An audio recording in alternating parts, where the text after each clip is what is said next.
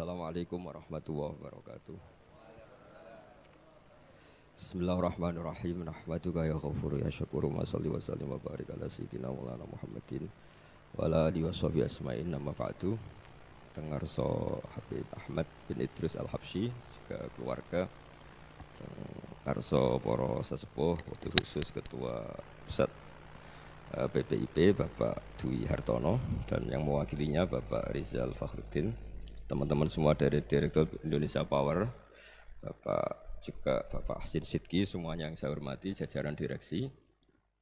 Iki ngaji santai-santai napa muhasabah. Kon roh maknane muhasabah. Pak Zainuddin. Muhasabah itu kalau Kiai Jawa maknani itu ngoreksi diri sendiri. Jadi menghitung diri sendiri. Ini pas bidang yang saya tekuni tadi karena Habib Ahmad yang minta kemarin sama Ibu siapa dari Indonesian Power itu. Ibu Lia, saya turutin sekaligus saya sambil belajar terus tentang muhasabah. Dalam konteks Indonesia, muhasabah itu sudah jadi perilaku ya. Karena dulu orang tua saya, guru-guru saya kalau ngandani itu, bayangkan kalau kamu jadi dia. Jadi misalnya kita mentang-mentang atasan, otoriter sama bawahan, bayangkan kalau kamu jadi yang bawahan itu kayak apa.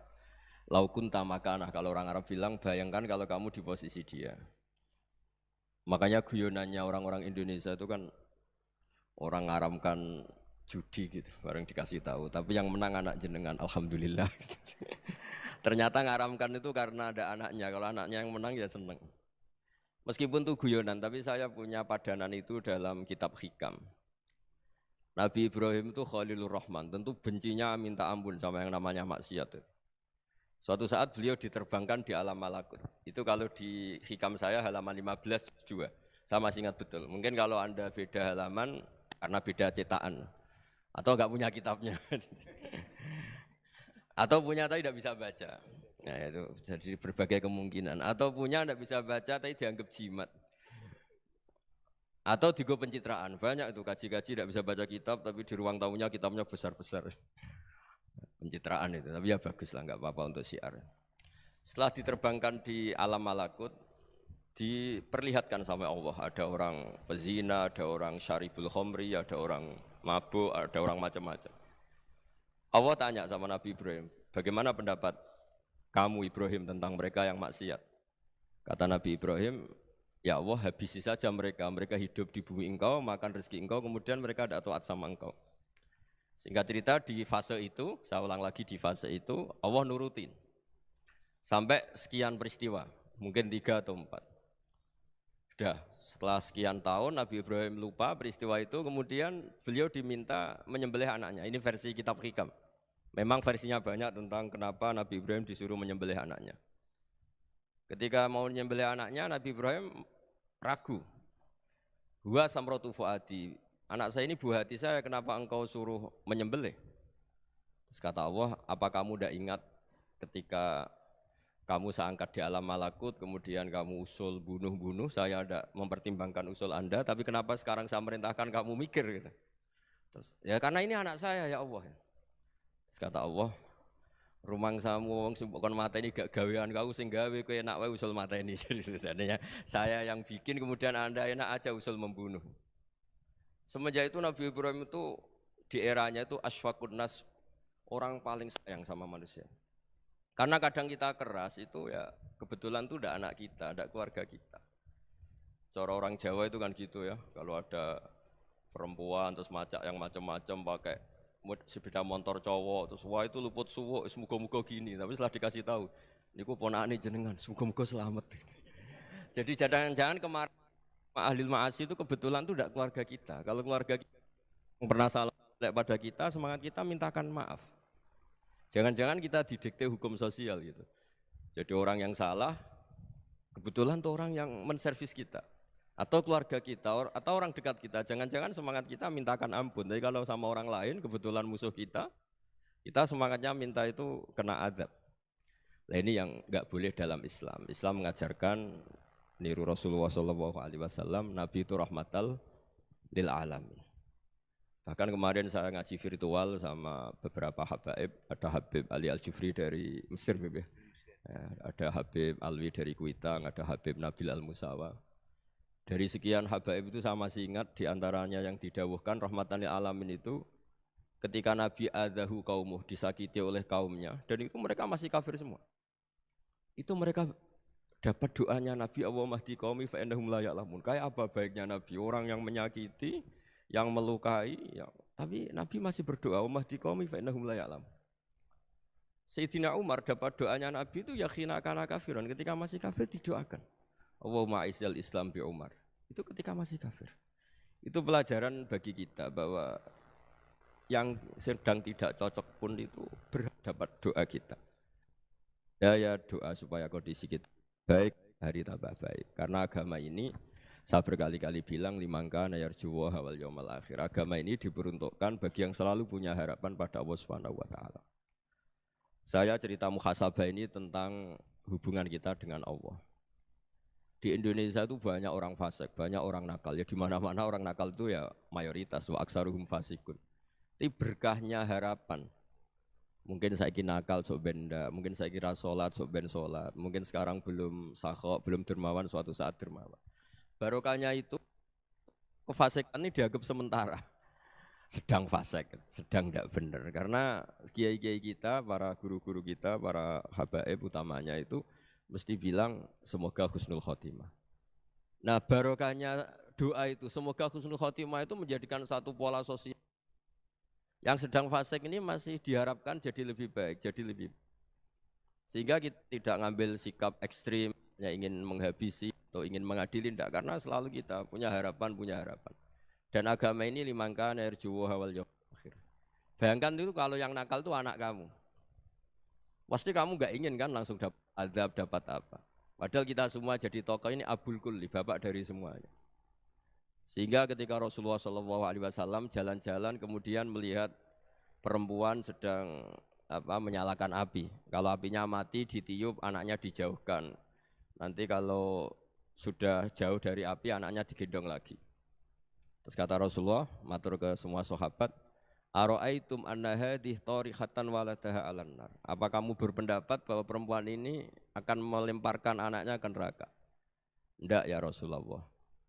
Tidak akan seorang ibu melemparkan anaknya ke api. Terus kata Rasulullah, Allahu arhamu min hadih biwaladiha. Allah lebih rahman, lebih rahim dibanding orang tua ini kepada anaknya. Ini yang harus kita kenalkan terus, kita kampanyakan terus supaya orang hubungannya dengan Allah itu nyaman, asik. Sehingga dengan demikian selalu ada harapan bahwa yang sedang nakal ini suatu saat tobat. Kita tidak boleh menghukumi pasti begini, pasti gini, itu tidak wilayah kita. Itu juga yang dicontohkan Rasulullah SAW.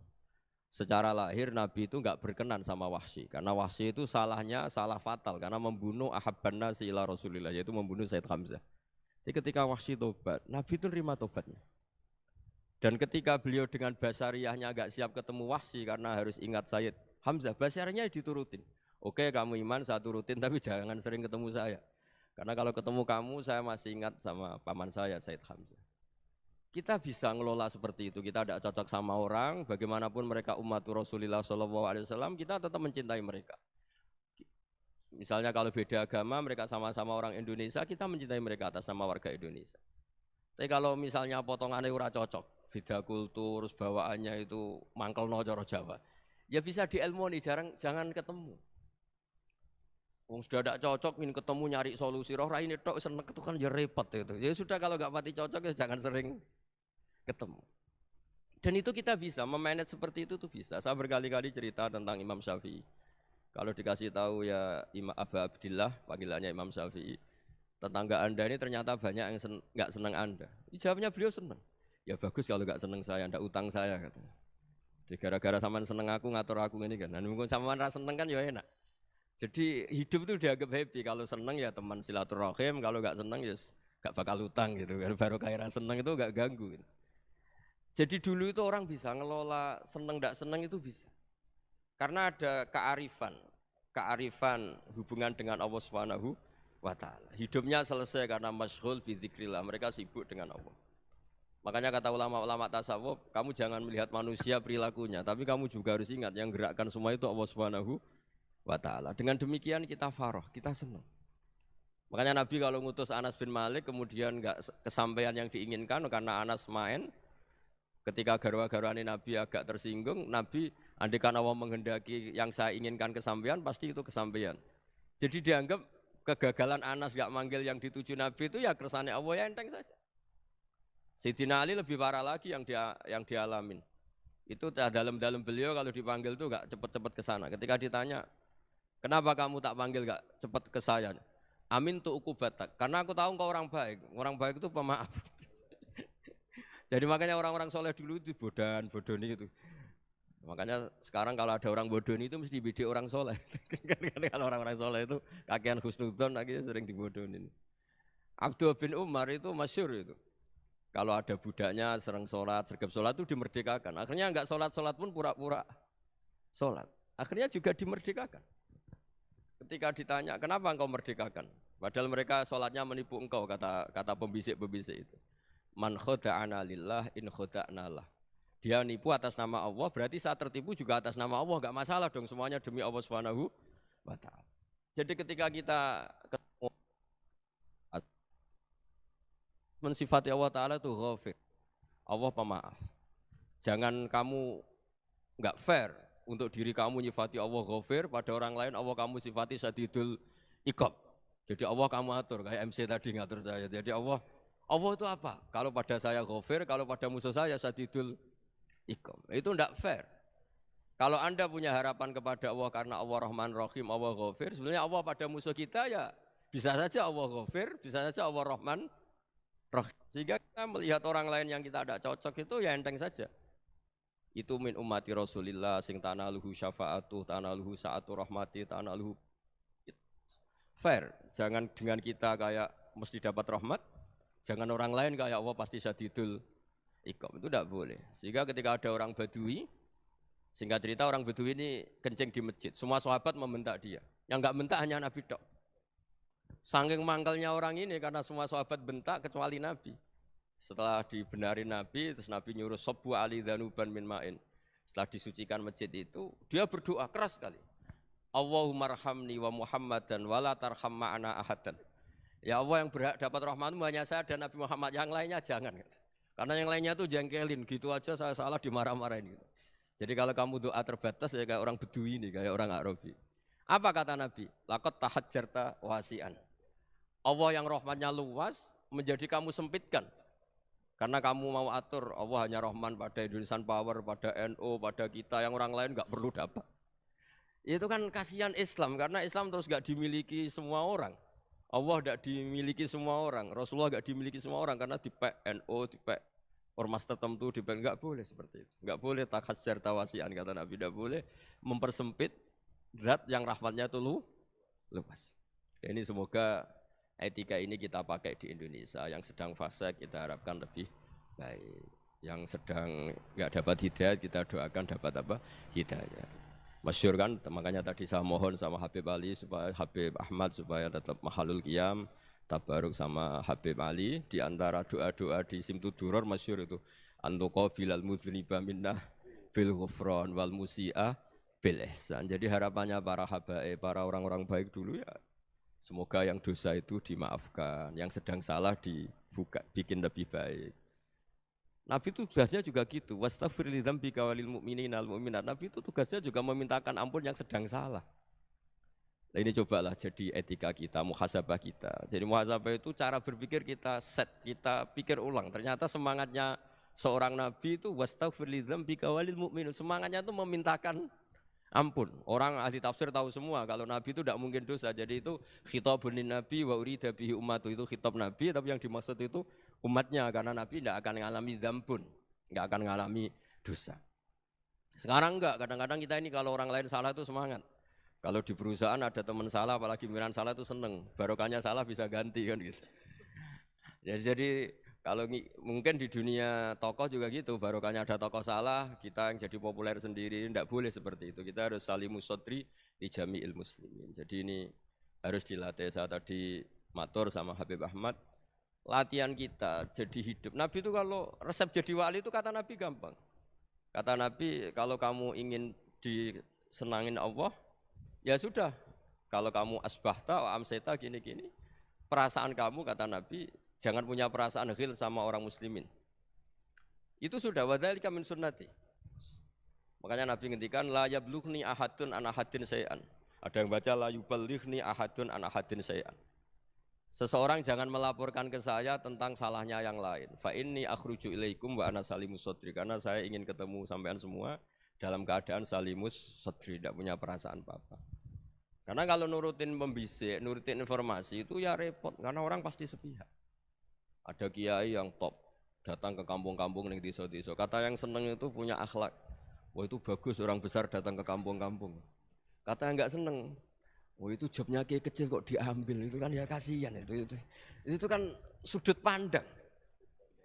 Makanya saya sering bilang akal kita ini cukup untuk mentasdik Rasulullah Shallallahu Alaihi Wasallam. Meskipun perasaan kita kadang orang Jawa itu beda. Saya berkali-kali bilang sama peneliti dari Jogja, kenapa sih Gus para nabi itu kok poligami istrinya banyak? Nabi Dawud katanya itu berapa? Nabi Sulaiman malah jumlahnya agak terbatas ini. Nabi Muhammad itu paling sedikit.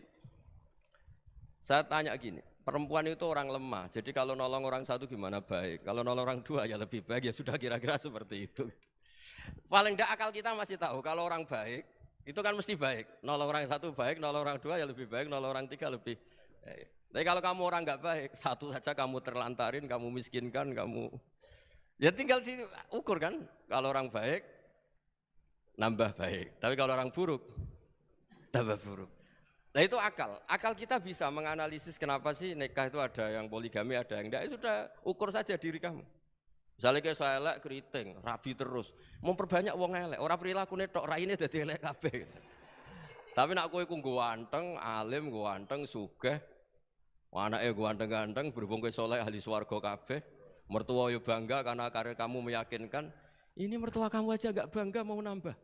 Ipar gak bangga, mertua gak bangga, desa kamu yang kamu wayai juga gak. Beda dengan Nabi ketika nikah Juwairiyah itu gak ada pernikahan sebarokah Nabi dengan Juwairiyah itu Azharu Rasulillah. Di situ habis perang banyak tawanan, gara-gara jadi besanya Nabi langsung dibebaskan semua karena Azharu Rasulillah. Sekarang besanya Kanjeng Nabi. Dulu Abu Sufyan mangkelnya bukan main sama Nabi.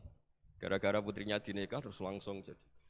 Kalau kamu kan enggak, nikah satu, nikah lagi, satu kampung musuh kamu. Karena istri pertama ya cemburu, yang kedua agak bangga. Wah itu selesai itu. Di dunia wal akhirah. Maksud saya, nganalisis Islam itu harus pakai akal. Dan akal yang dipakai, ini saya bawa ke kitab Ihya, adalah pikiran-pikiran para ulama. Makanya ketika Imam Ghazali ketika ditanya, fakaifa bi muslimin fasikin asawwaha fi jami'i amri. Kalau ketemu orang fasik, orang Islam tapi fasik, perilakunya enggak ada yang benar. Kata Imam Ghazali jawabnya lucu, aneh. Ma min muslimin illa wa islamuhu ta'ah. Tidak ada orang Islam kecuali dia mau Islam, membenarkan Allah dan Rasul itu sudah taatnya dia. Kok kamu tidak bisa melihat taatnya dia? Dia pikirannya kan ini pemabuk, ini tukang apa. Tapi kata Imam Ghazali, sebenarnya kamu masih bisa berpikir positif. Ma min muslimin illa wa islamuhu ta'ah. Tidak ada seseorang Islam ketika dia milih Islam itu pasti ada taatnya, yaitu tasdik pada Allah dan tasdik kepada Rasulullah SAW. Jadi dengan pola seperti itu, maka di antara guru-guru kita yang modern ya di era Mbah Maimun, di sini ada Habib Ahmad. Habib Salim syair yang sering dibaca beliau adalah ada orang munajat sama Allah, ini cerita munajat. Itu orang itu ngendikan gini. Ana mutnibun, ana mukhtiun, ana asi. Huwa rahimun, huwa ghafirun, huwa afi. Ya Allah, saya mukhti, saya orang yang salah. Ana mutnib, saya orang yang dosa. Ana asin, saya sering maksiat. Tapi engkau ya Allah, engkau ghafir, pemaaf. Engkau rahim, maha pengasih. Engkau afin, yang mudah memaafkan. Terus kata orang ini, ya agak kurang ajar, tapi saking senengnya sama Allah. Qobal tuhunna salasatan bisalasati. Ya gini saja ya Allah, sifat engkau diadu dengan sifat saya. Engkau Tuhan, Gusti, enggak boleh kalah katanya. Terus wasatahliban ausofu ausofi, dan engkau pasti pemenangnya gitu. Jadi ada orang rayu Allah dengan cara seperti itu ya ada ya. Saya ini manusia, salah saya banyak. Engkau ampunannya banyak. Engkau Tuhan, Gusti, enggak boleh ampunan Anda, ampunan engkau kalah dengan salah saya. Enggak boleh Tuhan kok kalah. Jadi untuk supaya orang punya harapan gitu. Banyak juga wali-wali yang jadab ketika datang ke makam Rasulullah SAW. Itu kalau dongo ya agak kacau sebetulnya, cara syariat agak kacau. Ya Allah, engkau punya dua pilihan.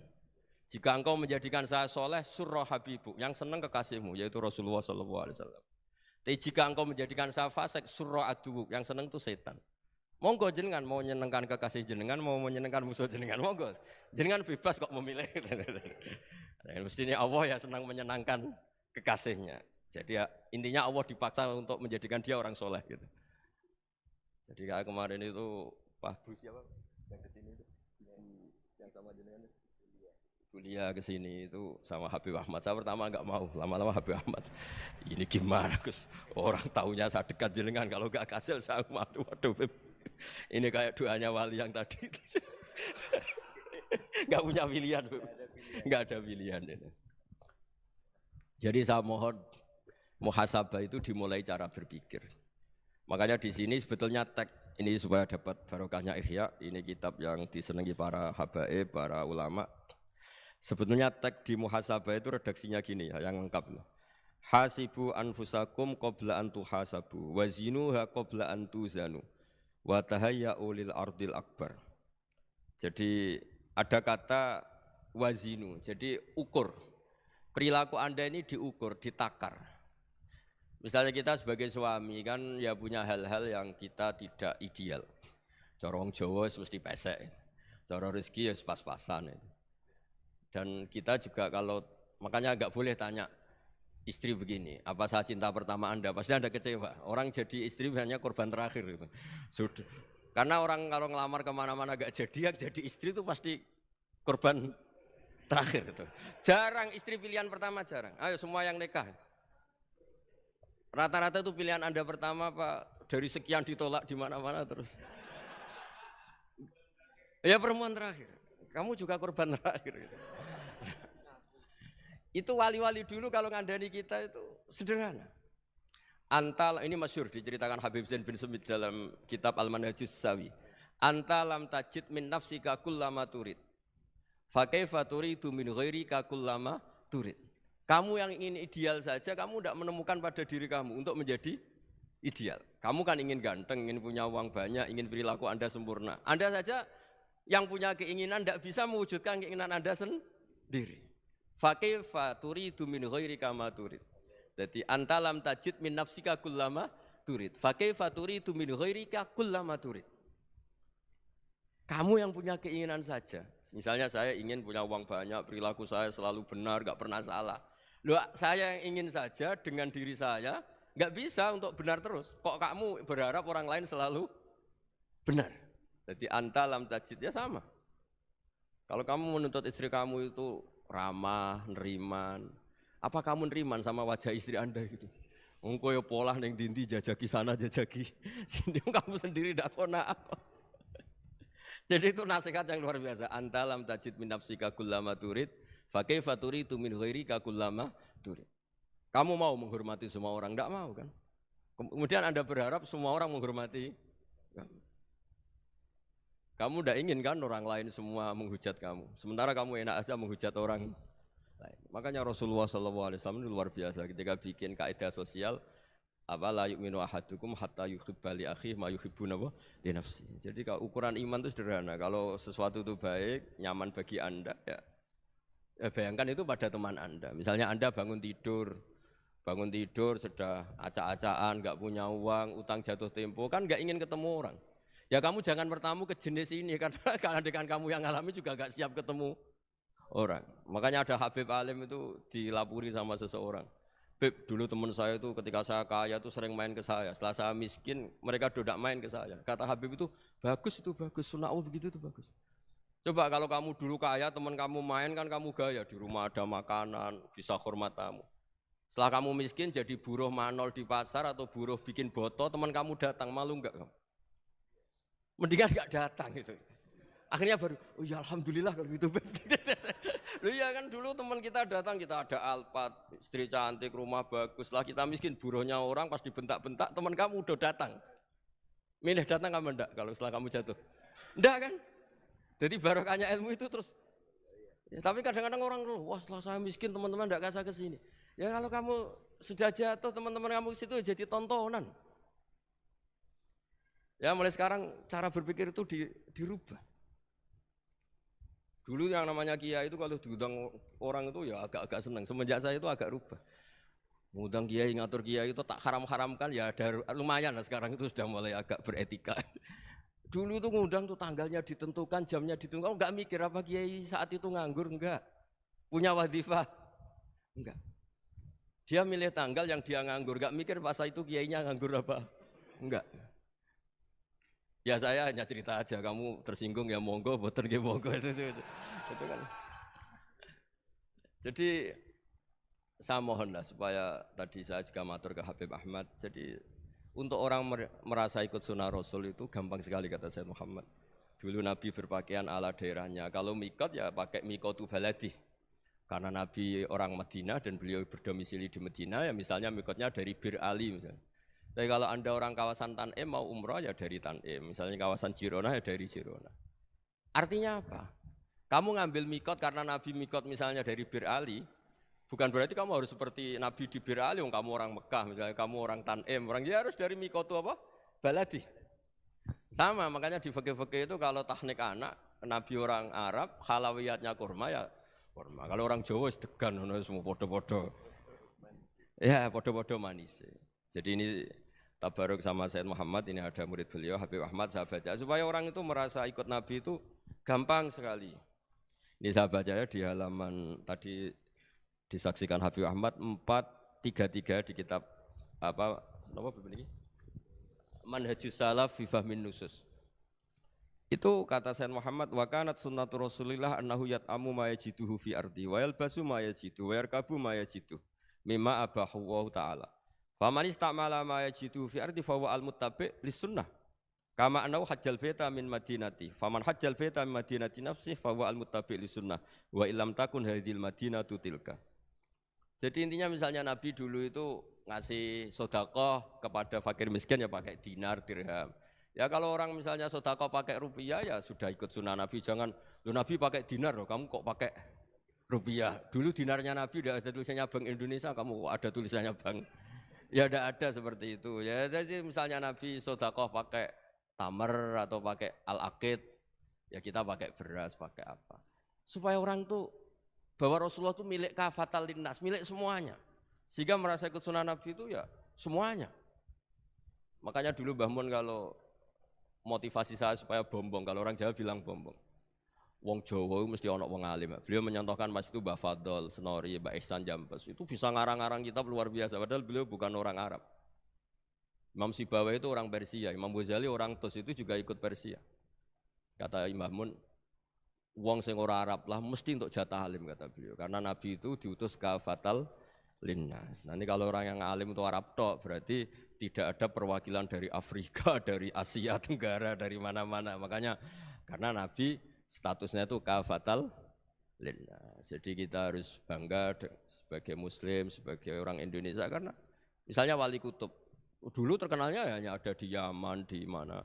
Ternyata pernah ada juga di Indonesia dan seperti Habib Abu Bakar Segaf Gresik. Jadi ya harusnya kan tetap orang Indonesia meskipun beliau dzurriyyah Rasul kan ya sudah orang apa?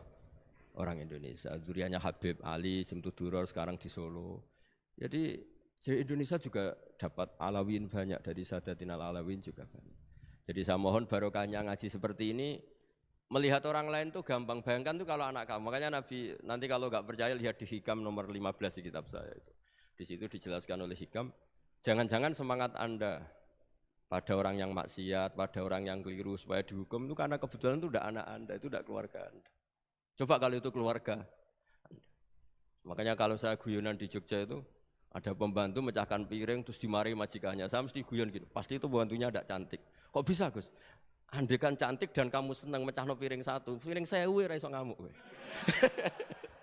Ternyata ngamuknya itu karena mecahkan piring apa karena plus tidak cantik? Coba jawab para lelaki ini. Kamu marah sama orang maksiat itu karena maksiat karena plus itu udah anak Anda. Bayangkan kalau itu anak Anda. Itu hebatnya Rasulullah SAW. Karena kita yang salah pun kadung umatnya, Nabi tetap ngasih fasilitas syafaati li ahlil kabair min ummati. Kayak apa baiknya Nabi? Tidak ikut maksiat tapi ikut fasilitasi ngasih syafaat. Loh kalau li ahlil ibadah kan wajar. Nabi ketika ini syafaati li ahlil kabair min ummati. Ya karena tadi logika yang dibangun Rasulullah itu logika yang luar biasa. Kita semangat orang lain kena hukuman itu karena kita tidak punya ra'fah, tidak punya rahmah. Coba kalau Rasulullah yang bil mu'minina ra'ufur rahim, semangatnya itu mendoakan supaya tobat, mendoakan diampuni. Dan itu juga yang diperintahkan oleh Allah Subhanahu wa taala, wastaghfir li dzambika walil mu'minina wal mu'minat. Ya semoga barokahnya ngaji ini, barokahnya Habib Ahmad, barokahnya Maulid Simtud Duror, barokahnya semua kitab madaih, tibak berjanji semuanya, barokahnya Ikhya, barokahnya Said Muhammad, barokahnya guru kita semua, Mbah Maimun, bapak saya. Kita ini ngikuti manhaj, ya, ngikuti apa? Manhaj. Saya sering didhawuhi Mbah Mun, kenapa ihdinas siratal mustaqim bukan sirotoka, bukan jalan engkau ya Allah? Karena Allah itu enggak bisa kamu tiru. Allah itu tidak tidur, tidak makan, tidak kesel, tidak capek. Yang bisa ditiru itu siratal ladzina an'amta alaihim. Yang bisa ditiru manusia ya niru manusia. Karena Allah itu tidak bisa ditiru. Makanya ihdinas siratal mustaqim siratal ladzina. Dan niru siapa? Niru guru-guru kita. Termasuk niru cara pandang. Jadi misalnya ada orang awam di rumah itu hanya delok reng, delok tikus liwat, itu kan kayak nganggur. Kok ora tahajud malah main delok reng. Melihatnya jangan gitu. Huwa tarokal ma'asiyah. Dia di rumahnya tidak dugem, tidak kemana-mana. Dia berarti malam itu tarkul ma'asi. Tidak nyopet, tidak garong, tidak ke tempat maksiat. Susahnya apa sih husnudzon? Jadi jangan lihat huwa tarkut tahajud, huwa tarokat tahajud, wa taroka qiyamul lail. Oke ya, namanya orang begitu ya tidak tahajud, tidak qiyamul lail. Tapi susahnya apa sih kamu bilang huwa tarokal ma'asiyah? Dia juga meninggalkan maksiat. Dan tarkul maksiat itu ibadah. Supaya orang tuh gampang lah husnudzon sama orang muslim. Ini orang mukmin, orang yang luar biasa. Di mata Allah itu orang yang luar biasa. Kayak tadi Imam Ghazali, kalau saya ketemu orang muslim kemudian dia tidak pernah baik, gimana? Kata Imam Ghazali, ma min muslimin illa wa islamuhu ta'ah. Tidak ada orang Islam ketika dia mentasdihkan Allah dan Rasulullah, berarti dia juga punya taat. Ya ini latihan saja, sing iso nglakoni Habib Ahmad kula namung cerita mawon. Kula cerita secara akademik, saya punya kitab, saya baca, dan alhamdulillah kita paham barokahnya para guru, dan supaya terbiasalah sebaik-baiknya ibadah husnudzoni billah wa husnudzoni bil mu'minin. Soal tidak cocok ya diilmoni tadi ya, namanya enggak cocok ya jangan sering ketemu. Seperti Rasulullah SAW, beliau karena sangat mencintai Said Hamzah, ketemu orang yang pernah begitu sama Said Hamzah ya beliau secara basyariah tidak siap. Tapi beliau secara cara bahasa sekarang, secara profesional, kalau beliau seorang nabi dan harus menerima tobatnya siapapun ya diterima. Saya meskipun dengan A, B gak cocok karena dia begini-begini sama saya, tapi saya ingat dia sholat, dia baca sholawat, dia mencintai Rasulullah. Ya kita hormat. Ya soal gak cocok ya di manage tadi ya. Zuruhiban tasdid huban, kalau gak pati cocok ya jangan sering ketemu bawaannya enak nanti. Ya semuanya itu diilmoni lah. Makanya ngendikane Ma'ruf Al-Qurhi ada yang baca Al-Kharki, mangqala fil yaumi salasa marrat aw marham ummata Muhammad kutiba minal abdal. Karena semangat mencintai siapapun satu hari sering baca marham ummata Muhammad, wa asli ummata Muhammad, wa tajawaz an ummati Muhammad. Itu mesti kutiba minal abdal. Dia pasti termasuk wali abdal. Maksudnya semangat mencintai. Ya dilatih lah. Misalnya Indonesia Power atau PLN, andai kan tidak ada PLN itu kayak apa? Orang nggak bisa ngaji, tidak bisa aktivitas, ya barokahnya ada PLN, barokahnya jasanya. Kita sadar, tidak semua kebaikan kita ini memenuhi keinginan orang banyak. Gitu. Orang banyak ingin listrik, ingin saluran apa, dan itu kadang yang mewujudkan orang lain atau kelompok lain. Ya karena itu manfaat ke orang lain ya kita doakan, karena khairun nas anfa'uhum linnas. Sehingga kita terbiasalah ngakui orang lain. Seperti semangatnya Rasulullah SAW, semuanya itu didoakan, semuanya diinginkan kebaikannya. Bahkan Nabi gak putus asa sampai di akhirat. Ketika Nabi lain sudah putus asa karena sudah akhirat, sampai dimintai syafaat semuanya bilang nafsi, nafsi. Karena merasa semuanya enggak punya nyali di depan Allah. Karena ini sudah akhirat, sudah finish. Tapi apa Rasulullah? Analah. Ya sudah, saya sanggup mensyafaati kalian. Terus kata Nabi, fa'atiyal arsya. Saya mendatangi aras, fa'akhiru lahu sajidan, saya sujud. Wa ahmaduhu bima hamida allamani rabbi. Kemudian saya tetap muji Allah. dengan pujian yang terus menerus. Padahal sudah di akhirat sudah finish. Nabi dimintai syafaat masih sanggup. Karena Nabi tahu akhirat tidak bisa mendikte Allah. Tidak bisa Allah terus bilang, ya Allah ini akhirat loh. Engkau sudah tidak boleh mensyafaat. Tidak bisa. Allah tidak bisa diganggu akhirat. Allah tidak boleh dibatalkan rahmannya oleh akhirat. Allah tetap rahman rahim abadal abad. Dan Nabi tahu itu. Makanya kata para ulama, fa Muhammadun Ahmadu min ghairihi. Jadi Nabi Muhammad namanya dua yang terkenal. Sebetulnya banyak yang terkenal dua, Muhammad sama Ahmad. Ketika Nabi punya nyali memuji Allah di akhirat atau sudah di akhirat, itu fa Muhammadun Ahmadu min ghairihi. Ketika Nabi lain sudah tidak punya nyali muji Allah karena sudah akhirat, Nabi Muhammad tetap berani muji Allah di saat seperti itu. Makanya Ahmadu di situ kata ulama itu af'al tafdil, fa Muhammadun Ahmadu min ghairihi. Kanjeng Nabi lebih memuji Allah di saat yang Nabi lain sudah tidak punya nyali untuk muji Allah di saat itu. Makanya kata Nabi fa akhiru lahu sajidan wa ahmadhu bimahamida allamaniha rabbi. Akhirnya setelah lama gitu terus Allah ngendikan ya Muhammad irfa' ra'sak wasal tu'tah wasfa' tusyaffa. Sudah Muhammad angkat kepala kamu minta apa saat rutin dan kalau kamu ingin mensyafaati umatmu saya beri hak napa? Syafaat. Nah, semoga semangat itu juga menjadikan kita munajat bahwa rahmat Allah tidak terbatas, harapan juga tidak terbatas. Mungkin yang sedang nakal ya kita katakan sedang, jangan terus kamu pastikan wah ini mesti suul khotimah, mesti tidak orang baik. Tidak, agama ini liman kana yarjuwa wal yaumal akhir, selalu bagi yang punya harapan. Ya, mugi-mugi dapat barokah semua. Mantu dengan kata wassalamualaikum warahmatullahi wabarakatuh.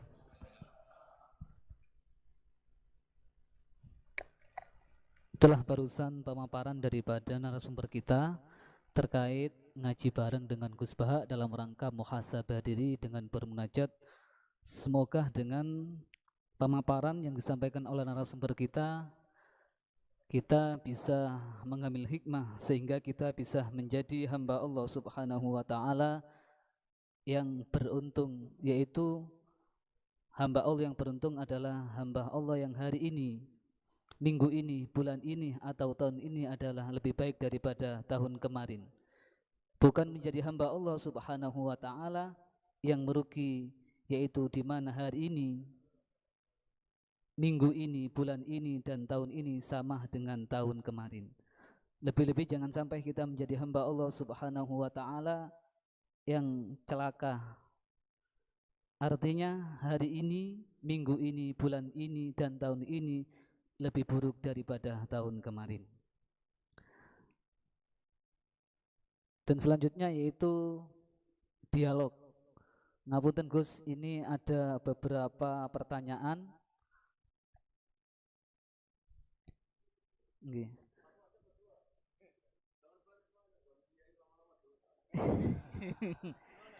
Ini saya hanya membacakan mawon Gus. Ada beberapa pertanyaan yang masuk. Korbannya saya.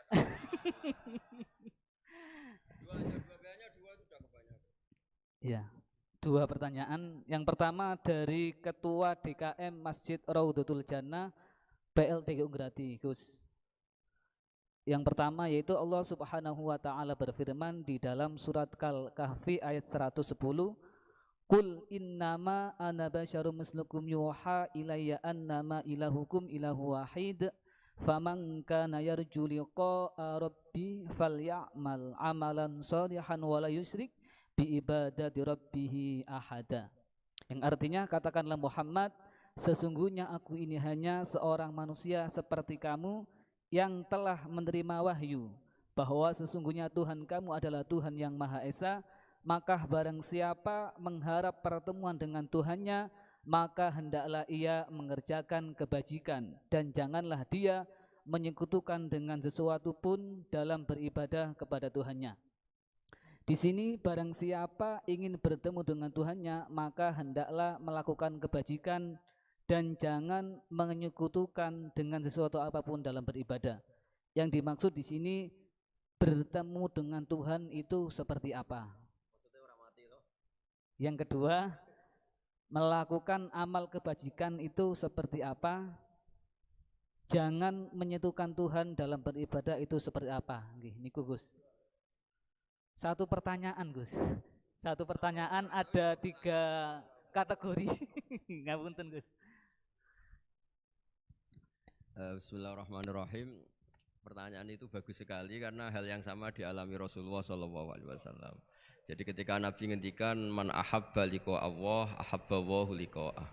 Wa man kariha liqa Allah kariha Allahu liqa'ah. Jadi terus sahabat tanya, bagaimana itu ya Rasulullah? Wa kulluna yakrahul mauta katanya. Siapa yang senang ketemu Allah, wah senang ketemu dia. Siapa yang enggak senang ketemu Allah, wah juga enggak suka ketemu dia. Dan sahabat ya sahabat ya manusia ya zaman itu ya iskal ya, tapi semua kita ini enggak siap mati. Jadi kalau ketemu Allah itu pikirannya orang itu ya mati. Nah, yang tanya enggak siap juga kan kalau mati. Terus Nabi memberi penjelasan, tidak ada orang muslim, orang mukmin kecuali sebelum mati itu yang calon ahli surga itu diperlihatkan surganya. Jadi mamin ahadin ilka waqad alima maq'adahu minal jannah awinnar. Ketika melihat surga yang sudah gemah ripa, sudah luar biasa. Mungkin kalau para cowok yang bayangkan bidadari banyak, cantik-cantik, gak minta belanja. Ning donya wis elek jaluk aneh-aneh kan ruwet. Nah, itu terus langsung seneng pengen ning swarga.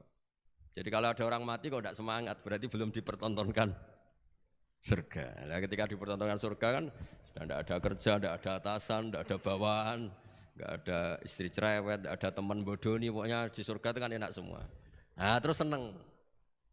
Lah kira-kira liqa Allah ya seperti itu. Ketemu Allah itu artinya ketemu ridhonya, ketemu kebaikannya.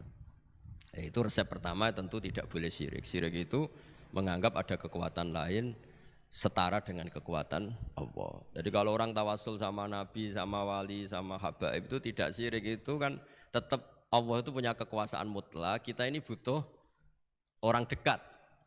Bukan mensetarakan orang dekat ini sama Allah Subhanahu wa ta'ala, itu jelas tidak. Ada orang Islam yang punya perasaan ada kekuatan lain setara dengan kekuatannya Allah Subhanahu wa ta'ala. Makanya Nabi sudah menjamin, saya tidak pernah takut kalian melakukan syirik, karena siapapun yang punya iman pasti tidak akan mensetarakan yang lainnya sama dengan Allah Subhanahu wa ta'ala.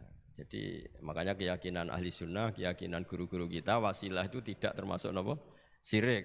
Karena ya di hatinya sama sekali gak ada hukum penyetaraan. Maknanya syirik, tasyrik itu kan mencetarakan. Jadi itu penting dicatat ya supaya kita clear, tidak ada perasaan seperti itu. Nah caranya ada syirik gimana ya tadi?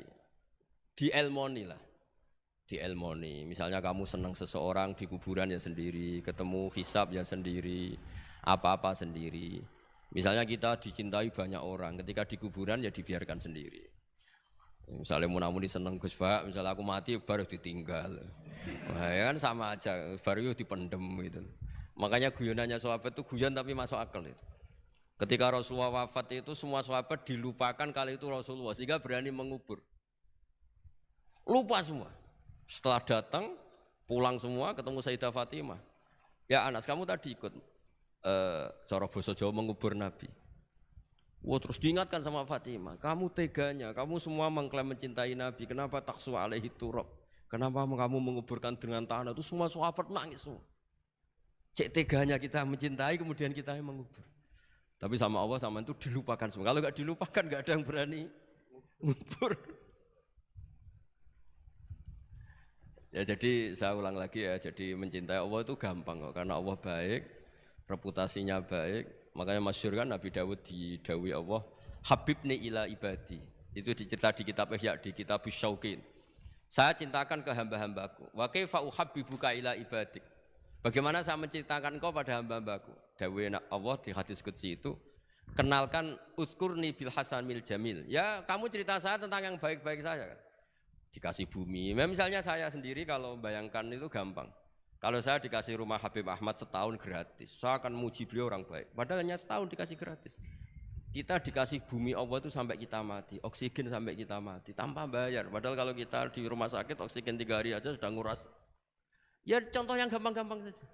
Gara-gara ada syukur kan tomak kamu, bayangkan nikmat tuh ya punya Alphard, istri 4 neriman semua, rukun semua. Terus yang 3 digonta ganti ya gelem semua. Lah gara-gara kaya itu ya yang masalah. Padahal kalau kita dikasih rumah orang, Alphard orang gratis itu senengnya. Lah Allah ngasih apa coba? Makanya uzkurni bil hasanil jamil. Sudahlah kamu nyebut saya itu yang baik. Fa innahum la yadhkuruni ilal jamil, kata Allah di hadis qudsi itu. Mereka ingat saya itu juga yang baik. Baik.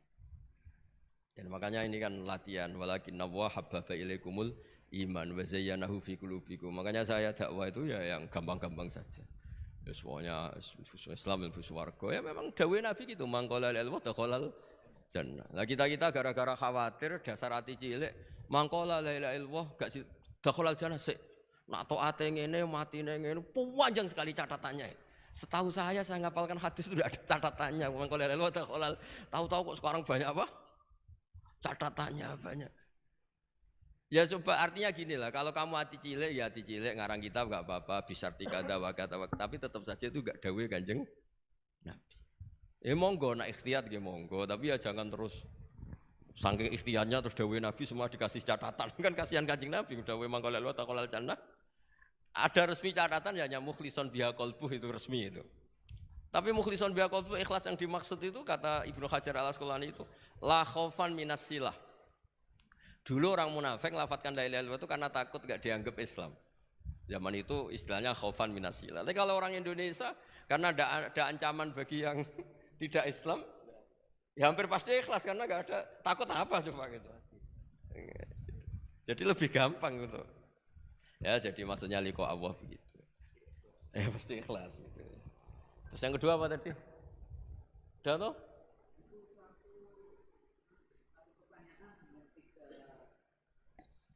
Oh, udah itu sudah 2 pertanyaan dari 1 orang, kamu gimana gak profesional? Nah, nanti kalau 1 orang tanya 1000, yang 1 1000 berarti 2000. Saya tadi kan bilang 2 pertanyaan, bukan 2 penanya. Kamu gak pernah ngaji mantek kan? Kalau saya bilang 2 orang itu bisa 2000 pertanyaan. Saya akan bilang 2 pertanyaan, berarti ya. Semuanya juga gitu, kemarin OJK semuanya 2, kalau semua orang minta, wah ya ribet. Udah, nanti lainnya jawab kamu kan jadikan ustadz di Indonesian Power. Ya ustadz, masa jadi ustadz gajinya mau, pertanyaannya nggak mau, gimana? Nanti lainnya jawab sendiri. Bib niki saking panitia Bib. Anu Gus, ngapunten. Tentu, saking panitia pertanyaan nih Gus. Yang kedua, kan tadi terakhir nggih, tadi 1 pertanyaan dan ini pertanyaan yang kedua Gus. Nggih. Dari PP Indonesia Power. PP niki ngapunten Gus sanes pondok pesantren. Nggih. PP niki Persatuan Pegawai Gus. Nggih. Ngapunten. Sanes pulang pergi. Pertanyaan yang kedua, ada hadis Nabi Muhammad sallallahu alaihi wasallam, "I'mal lidunyaka ka'annaka ta'ishu abada wa'mal li akhiratika ka'annaka tamutu ghadan." Yang artinya, bekerjalah untuk duniamu seakan-akan engkau akan hidup selamanya, dan bekerjalah untuk akhiratmu seakan-akan engkau akan mati besok pagi. Nah, karena kita di PP Persatuan Pegawai adalah kaum-kaum pekerja, supaya kita termasuk dalam hadis tersebut itu bagaimana? Matur nuwun Gus. Oh begini ya, bismillahirrahmanirrahim, itu kalau makna yang benar menurut hampir semua ulama itu begini. Jadi karena dunia itu longgar ya, longgar itu tidak mendesak. Jadi karena kata isu abadan artinya itu kalau urusan duniawi kalau enggak berhasil sekarang ya bisa berhasil besok. Jadi itu justru menunjukkan urusan dunia itu kalau enggak bisa besok ya besoknya besok. Kalau enggak bisa ya besoknya besok, karena masih ada apa? Hidup. Tapi kalau urusan akhirat, bayangkan kalau kamu itu besok mati. Makanya Nabi ngendikan sholli sholatam wadi'in, kamu sholat kayak sholatnya orang yang mau pamitan. Jadi intinya kalau mau urusan dunia seakan-akan itu kamu hidup selamanya, makanya kalau nggak hasil sekarang ya besok. Ya kayak anak-anak muda itu, sekarang ditolak besok semoga diterima, kalau ditolak terus ya ganti lain sampai yang dinikah itu yang paling terakhir. Tapi kalau urusan akhirat tidak bisa, bayangkan kalau kamu besok itu mati. Nah soal yang di PP itu, yang di pegawai apa? Persatuan Pegawai. Kalau kerja itu yang serius itu bukan karena hadis itu.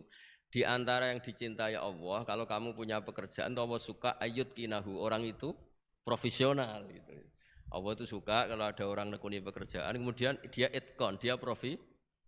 Misalnya saya ini kan kata orang banyak dikiaikan, dan saya dianggap alim misalnya, harus profesional. Khasnya orang alim itu ngikuti orang alim sebelumnya. Makanya saya baca kitabnya Sayyid Muhammad, baca kitabnya Mbah Mun.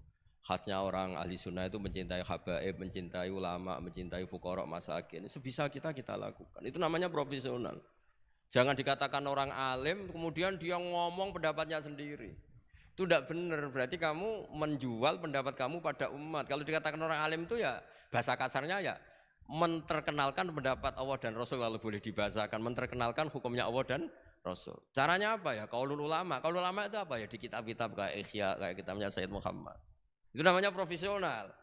Makanya saya ngaji di mana-mana pakai kitab. Orang percaya kita karena dianggap orang alim. Orang alim hanya orang tahu pendapatnya ulama-ulama dulu. Nah kalau kamu ngomong pendapat kamu sendiri, namanya kamu tidak menterkenalkan ulama-ulama dulu, menterkenalkan pendapat Anda sendiri. Nah itu namanya profesional, ada itkon. Itu Allah suka kalau kamu menekuni misalnya Indonesian Power, misalnya bagian PL itu, ya nekuni. Tenaga uap mana yang positif untuk negara ini, yang jangka panjang, yang terbarukan teknologi apa, yang teknologi fosil misalnya mulai harus dihentikan karena agak, ya monggo itu pokoknya apa saja yang menjadikan baik lihadil ummah itu baik, itkon ya. Allah itu suka kalau ada hambanya menekuni satu pekerjaan terus kemudian diperbaiki terus. Ya seperti saya sudah kecelok kiai ya masih belajar terus supaya umat ini dapat ilmunya ulama-ulama dulu. Jangan mentang-mentang wong desa ya bodoni yo ngantil. Mulai kulon mulai cilik nganti lahir nganti tua. Niku anggere ana wong sunat diceritani Nabi Ibrahim sunat umur 80 tahun nganggo kapak. Anggere ana wong mati ayate kullu nafsin dha'iqatul. Wah, anggere wong kawin wa min ayati itu enggak ada perkembangan. Saya itu kadang ya Allah, pepe wong desa jadi enggak dinaikkan ilmunya. Karena kiainya mesti gitu, wis kandhane ngene wis nganten. Enggak ada perkembangan. Nah itu menurut saya Bu ya kasihan lah umat ini, umatnya Nabi itu diajak irtiqo lah, diajak naik lah. Makanya saya di mana-mana itu ngaji bawa kitab. Itu namanya itqanul amal. Mereka percaya saya karena saya dianggap tahu pendapat ulama dulu, ya kitab itu saya baca, tak terkenalkan. Ya barokahnya tadi. Jika kita tahu cara pandang ulama dulu, ternyata enak betul melihat umat. Habib, saya ini setelah miskin teman-teman saya tidak kesini, padahal zaman kaya teman-teman kesini. Dia itu komplain, tapi setelah dijelaskan Habib tadi, malah bagus dong. Setelah kamu miskin buruh orang, terus teman-teman kamu datang, betapa malunya kamu. Dulu majikan, sekarang jadi buruhnya orang. Alhamdulillah kalau gitu. Kan terus gampang, jadi enak kabeh gitu. Lu coba kamu dulu kaya, semua orang hormat, bareng miskin jadi kerja manual di pasar, terus teman-teman kamu tetap datang. Milih datang apa enggak? Ya, jadi ngeluh seperti itu dihentikan mulai sekarang juga. Ternyata masalah ada. Nah itu barokahnya ngaji, kalau tidak ngaji kamu. Ya seperti Imam Syafi'i itu. Man ahsana ilaika faqad qayyadaka, man asa ilaika faqad atlaqaka. Kalau ada orang berburuk sangka sama kamu, jelek sama kamu, itu bagus, merdekakan kamu. Kamu gak akan dipinjemin mobil, gak akan diutangi, gak akan diundang. Wah enak lah, semua dibikin enak aja. Sudah barokah. Udah ketemu, sudah enak. Makanya seneng kamu ke saya pas-pasan aja biar nggak ngundang lagi. Ya intinya itu dikelola yang baik. Kalau pas baik ya teman silaturahim, teman berjuang. Gitu. Kalau pas nggak baik ya berarti nggak ganggu. Ya sudah. Kul min indillah sudah. Ya sudah wiridanya layak dibil hasanati illa anta waladzabu bisayati illa anta. Jadi hubungan dengan Allah itu ya segampang itu. Ya mohon ngoten nggih. Nggih monggo.